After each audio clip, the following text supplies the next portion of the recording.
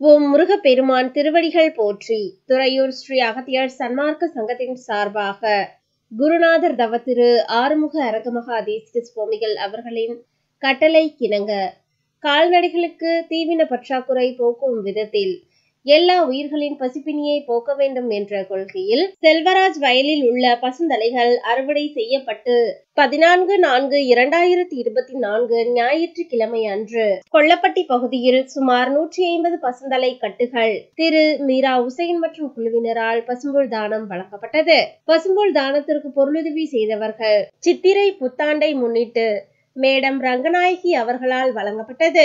பசும்புல் தானத்திற்கு பொருளுதவி செய்த குடும்பத்தினர்கள் அனைவரும் மற்றும் தொண்டு செய்தவர்களும் வாழ்வில் எல்லா வளங்களும் நலன்களும் பெற்று இன்புற்று வாழ வேண்டும் என்று ஓங்காரக்குடி லாசானின் திருவடியை பணிந்து பூஜித்து வேண்டிக் கொள்கிறோம். பசும்புல் தானத்திற்கு தங்களால் இயன்ற பொருளுதவி செய்ய தொடர்புக்கு திரு மீரா உசைன் 9944581093.